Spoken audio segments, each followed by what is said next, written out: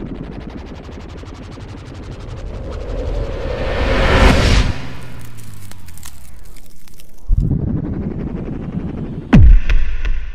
what's up guys? How you doing? This is your boy TJ Hines. You know me better as Mr. Flipperhouse, and I'm so glad and ecstatic you guys decided to join me on today's topic and video.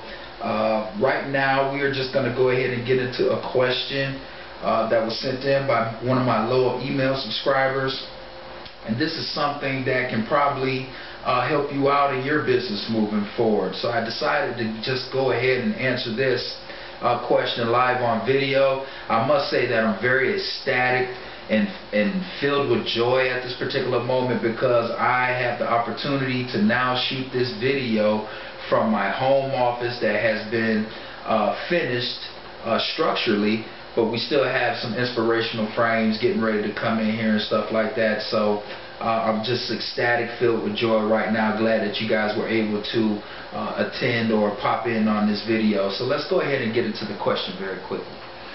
Hey TJ, how are you? My question for you is, I have a deal right now that I'm actually getting ready to contract with the seller, but there's a realtor involved that is representing the seller.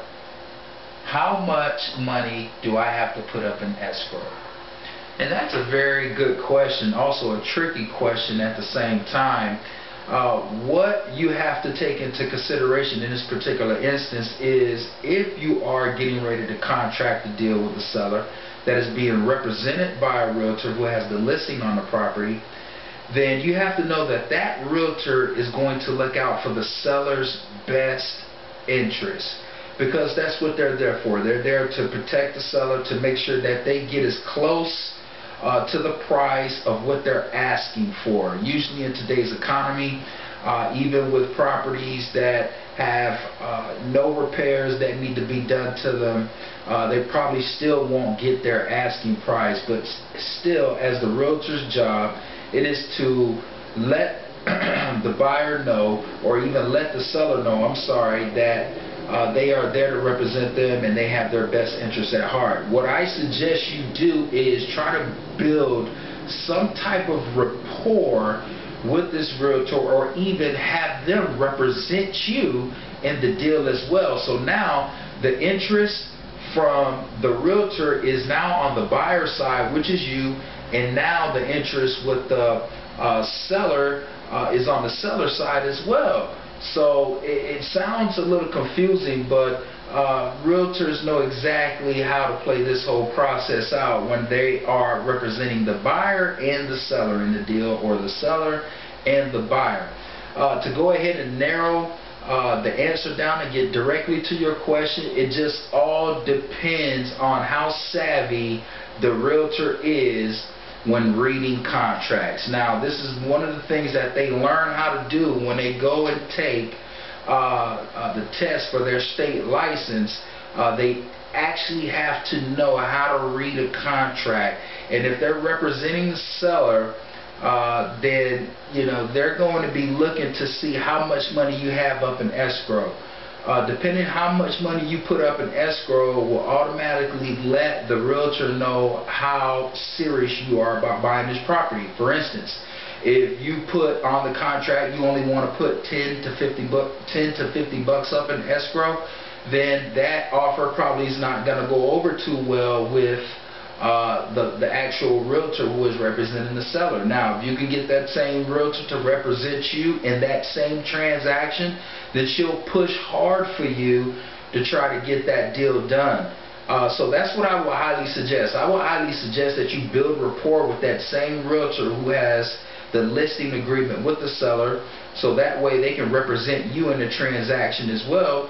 So she's not leaning, he or she is not leaning more to one side than the other. Okay, so can you get away with putting 10, 20, 50 bucks up on a contract with a realtor? It just all depends on the realtor. I would say worst case scenario, all they would do is tell you no, so it's worth a shot. No can't hurt you. No should just only motivate you to keep moving on further and striving for bigger and better things that you want out of life. So hopefully this answered your question. You can feel free to Always stop by my blog, which is mrflipperhouse.com. Always check in on my YouTube channel, which is youtube.com mrflipperhouse, for any of the latest, greatest content that I have to offer regarding wholesaling, real estate. Do yourselves and me a big favor. Click the button above me. Subscribe to my YouTube channel. So once again, you're informed of all the news that I have to offer. I have a book out there. If you don't know about it, it's called Mr. Flipper House Presents Wholesaling as Simple as Your ABCs. And it has tons of downloads on it. I have tons of great reviews. It's very direct, straightforward, get straight to the point. There's people out there that are using those strategies I teach in that book to get out there and be successful in today's market.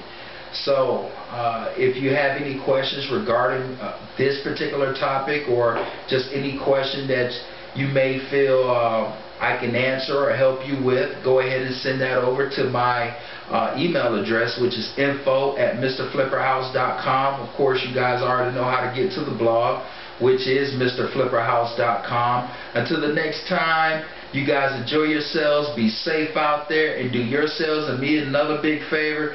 Get out there and flip some houses.